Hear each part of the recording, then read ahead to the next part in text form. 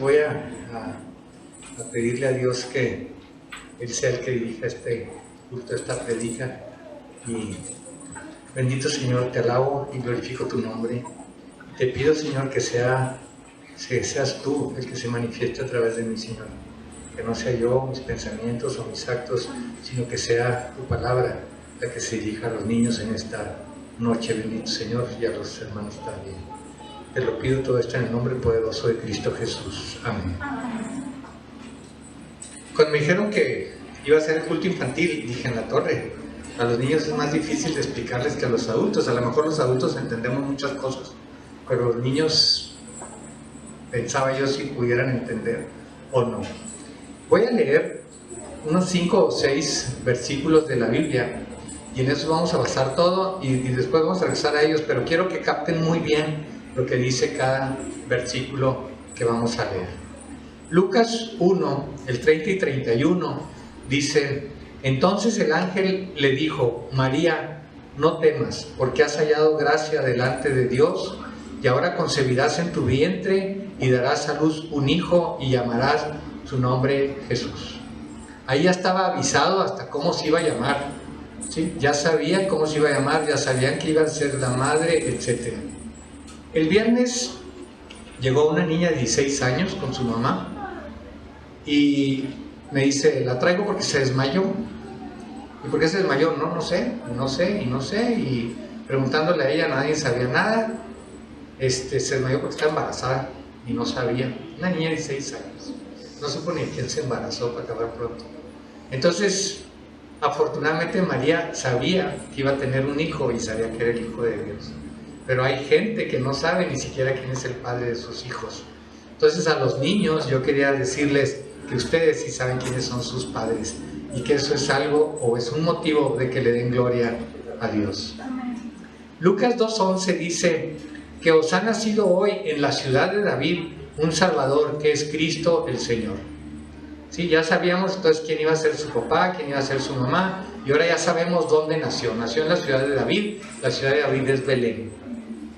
Lucas 2:15 nos habla de que los pastores fueron a verlo, ¿verdad? Se les apareció un ángel y les dijo: ya nació el niño. Y los niños van todos, los pastores van todos presurosos, dice la palabra de Dios, a ver a Jesús que había nacido y que estaba en un pesebre. Lucas 2:21 y 22 nos dice: cumplidos los 8 días lo circuncidaron y le pusieron por nombre Jesús. Y cuando se cumplieron los días de la purificación, lo presentaron al Señor. Entonces sabemos que nació en Belén, ¿sí? Sabemos quiénes eran sus padres, sabemos que nació y lo pusieron en un pesebre, sabemos muchas cosas del nacimiento de Jesús. Pero a partir de ahí empiezan los problemas. ¿Qué pasó con Jesús después de esos días? Pues sabemos que cumplidos los 8 días lo circuncidaron. Pero dice Lucas 2:40: y el niño crecía y se fortalecía y se llenaba de sabiduría.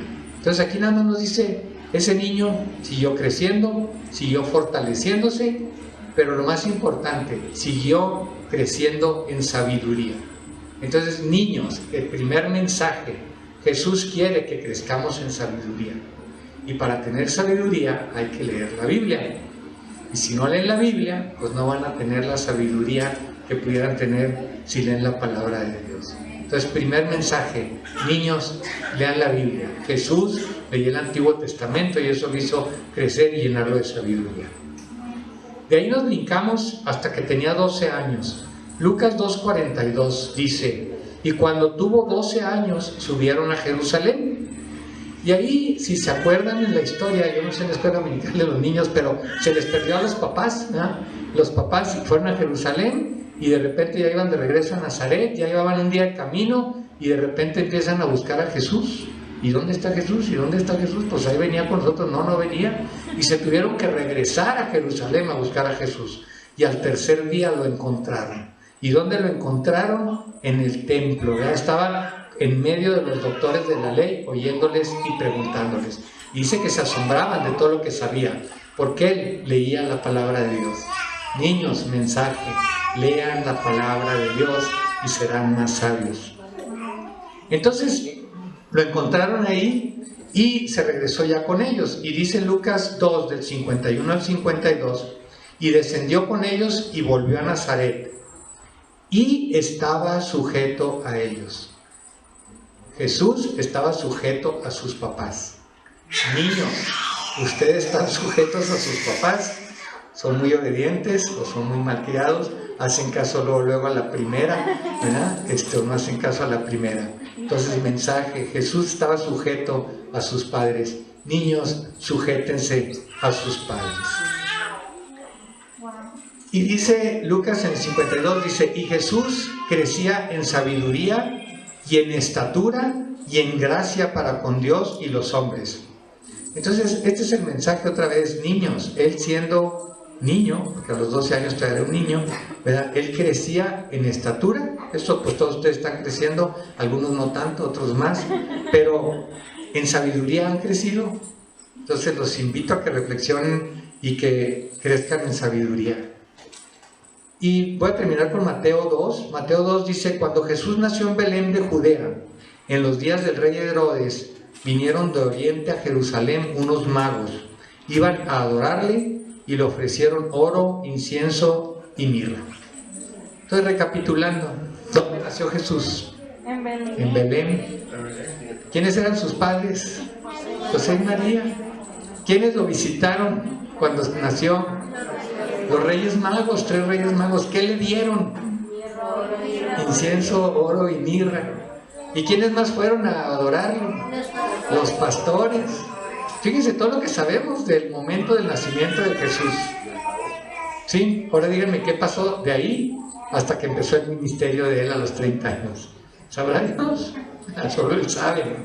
¿Sí? Pero vamos a sacar algunas conclusiones de lo poquito que sabemos del nacimiento de Jesús.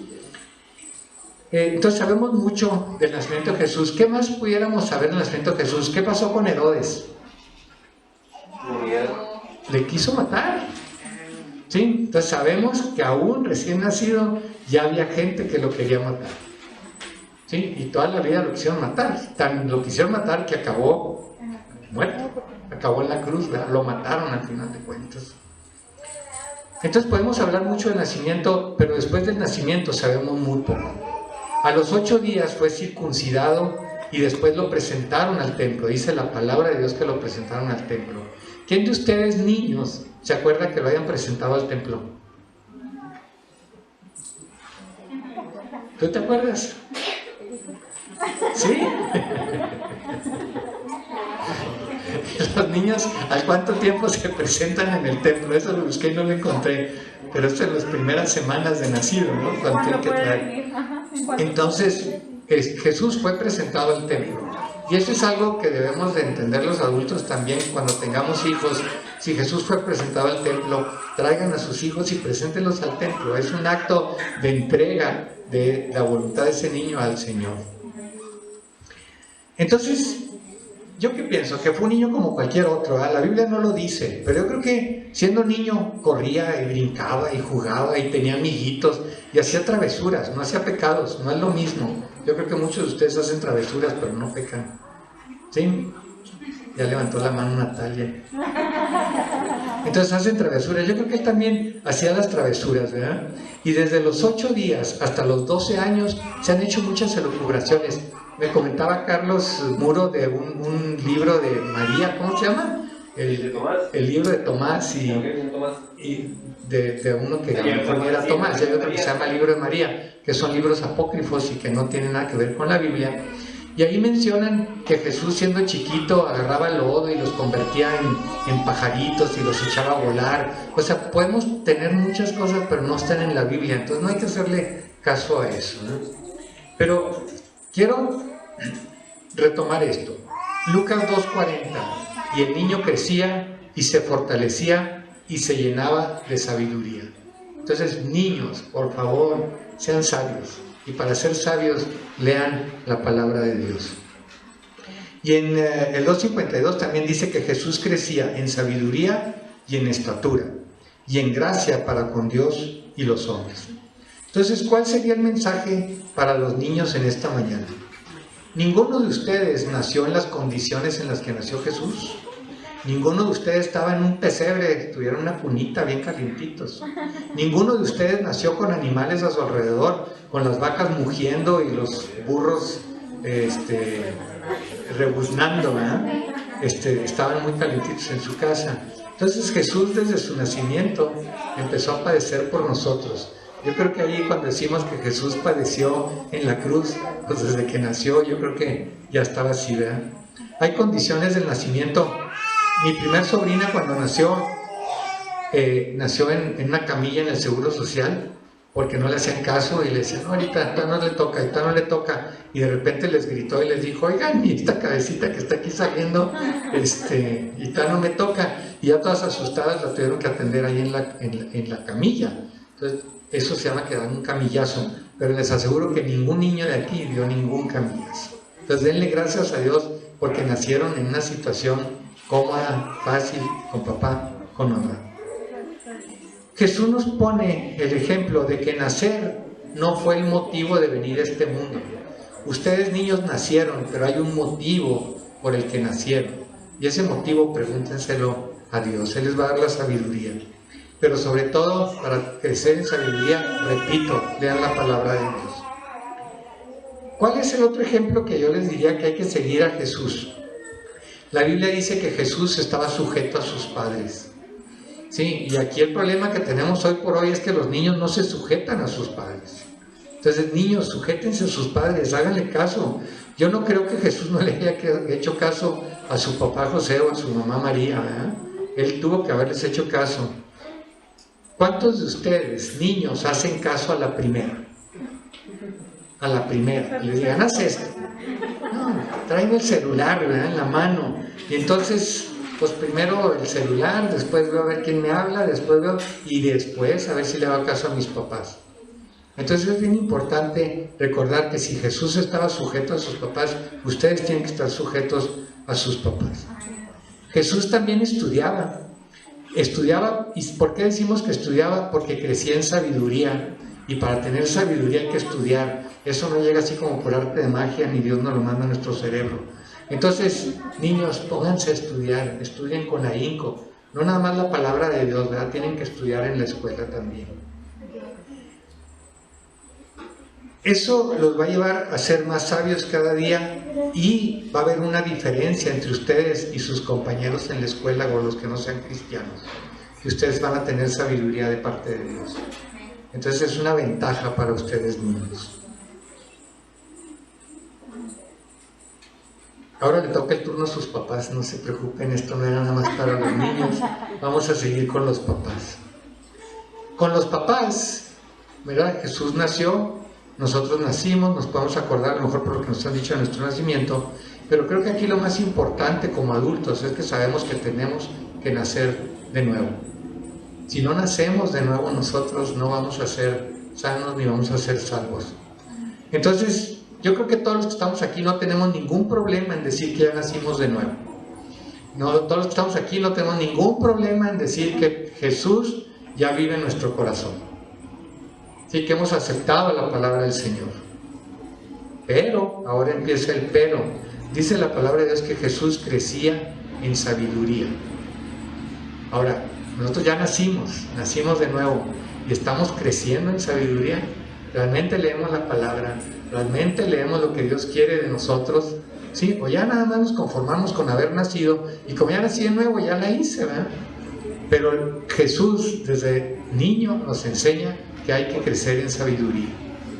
Entonces yo los invito a que recapacitemos nosotros adultos si estamos creciendo en sabiduría. Dice la palabra de Dios que crecía en sabiduría y estatura, ¿sí? Cuando Nicodemo le preguntó a Jesús, bueno, ¿y cómo le hago para volver al vientre de mi madre? Pues no puedo, ¿sí? Ahora yo les preguntaría a ustedes, ¿y cómo le van a hacer para crecer? Si Jesús crecía en estatura, como dice la palabra, pues ¿quién de nosotros puede agregarle unas 2 pulgadas a nuestra estatura? Ninguno. Pero la palabra de Dios es muy clara, nos pide que lleguemos a la estatura del varón perfecto. Esa es la estatura que tenemos que alcanzar nosotros. Y Jesús desde niño nos dice la palabra, Él estaba creciendo en estatura, y a esa estatura se debía, a la estatura del varón perfecto. Entonces nosotros adultos tenemos que crecer a la estatura del varón perfecto. Y creo que tenemos que crecer en sabiduría. De los niños, ya se me fueron. Quiero 3 niños aquí enfrente. No saben para qué, ni Natalia sabe, no sé. Una, muy bien, pásate aquí. Natalia, 2, 3, está bien. Perfecto. Tú también, si quieres, pásale. Vamos a hacer, no hay cómo llamarlo, pero bueno. Imagínense que nació Jesús. Ya lo tenemos en el pesebre. Aquí lo tenemos. Y ustedes son los pastores, ¿sí? Las pastoras o pastores, y les dicen, ya nació Jesús, hay que llevarle un regalo. ¿Qué le regalarían?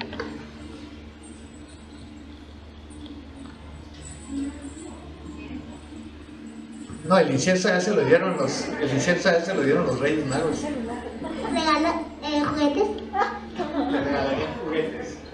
¿Qué más? ¿Qué le regalarías? ¿Qué le regalarías a Jesús si ahorita estuviera en el pesebre recién nacido? Comida. Muy bien. ¿Qué más le regalarías? ¿Tú? ¿Ropa? ¿Y tú, chiquito?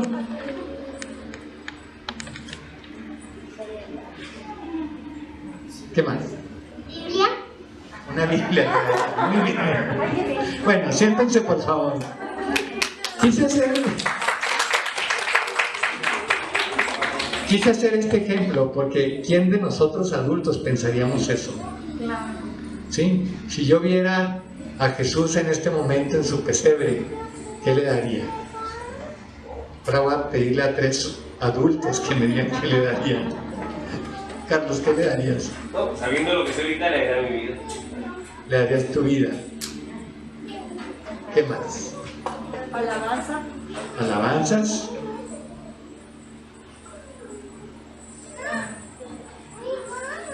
¿Me falta uno? Mi corazón. Tu corazón. Muy bien. Vamos pensando que tenemos que dar una ofrenda. Jesús no quiere que yo muera por Él. Jesús no quiere que le dé mi corazón. Jesús quiere vivir en mi corazón. ¿Sí? Yo creo que esta noche vale la pena que reflexionemos en qué le daría yo a Jesús de regalo. A lo mejor yo pensaría, yo le regalaría hacer una dieta y ser más sano yo. Yo le daría, no sé, reconciliarme con mi papá, con mi mamá, con mi hermano. Yo le daría tratar mejor a mis hijos o tratar mejor a mi esposa o a mi cónyuge. Yo creo que eso sería el agrado de Dios. Y yo quiero terminar esta noche diciéndoles eso. Piensen qué le darían a Dios, que le diera gusto a Dios que se lo dieran y que lo cumpliéramos. Que el Señor les bendiga.